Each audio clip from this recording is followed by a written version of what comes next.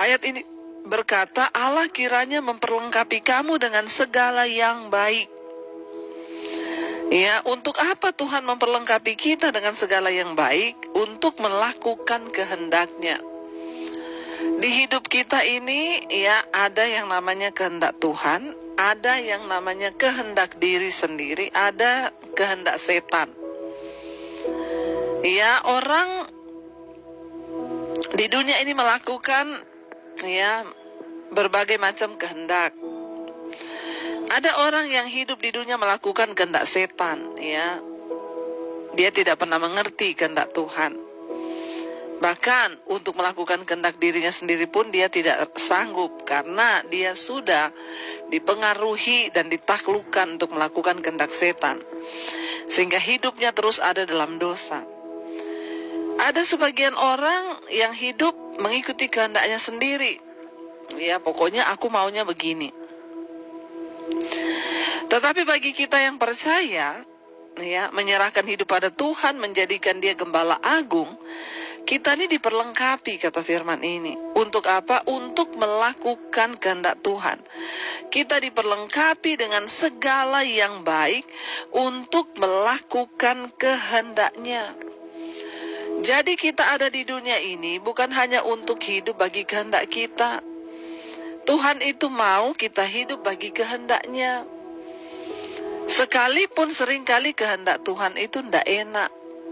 Suruh melakukan kehendak Tuhan itu tidak enak bagi daging, menderita. Tetapi itulah yang harus kita lakukan. Ya, biar hari-hari ini kita semua terus berdoa dan berkata, Tuhan, pakai hidup kami untuk melakukan kehendak-Mu, Bapa. Kami mau Tuhan melakukan kehendak-Mu, bukan kehendak kami. Ya, makanya setiap kali pagi kita berdoa, Bapa kami itu, datanglah kerajaan-Mu, jadilah kehendak-Mu, ya, atas hidupku seperti di sorga, di bumi seperti di sorga. Goal dari kehidupan seorang Kristen yang percaya pada Yesus itu adalah ketika dia melakukan kehendak Tuhan. Ya, saya mengucap syukur kemarin ada seorang ibu yang menelpon saya, dia bilang, Bu, saya baru kehilangan suami. Ya, dan suami ini dia meninggalkan banyak harta kepada saya.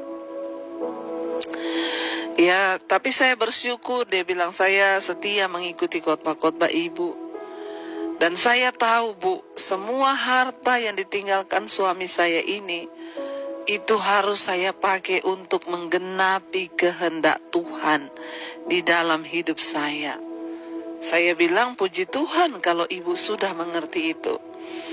Kita diberkati untuk apa? Menggenapi kehendak-Nya, bukan menggenapi kehendak kita sendiri.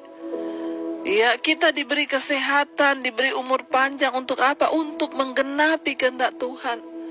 Kalau sampai hari ini saudara masih hidup, saya masih hidup, Tuhan mau apa? Kita menggenapi kehendak-Nya di waktu-waktu yang sisa di hidup kita. Karena tidak ada seorang pun yang tahu sampai kapan umur kita. Ya, sebaliknya ada orang yang menelpon kepada saya. Dia sudah tidak bisa berbuat apa-apa, sudah tua, dia bilang, Bu, saya ini takut mati, Bu. Kenapa? Bapak jangan takut mati, persiapkan hidupmu. Masalahnya harta saya ini banyak, Bu. Saya tidak tahu mau diapain nih kalau saya mati, Bu. Kalau saya kasih orang, saya takut orangnya itu tidak mempergunakan dengan, ya, baik. Ya, saudara, ya.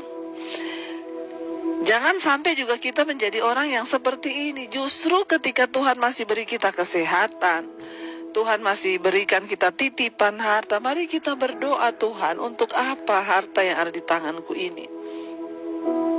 Pakai hidupku ini untuk berdampak bagi kehendak-Mu.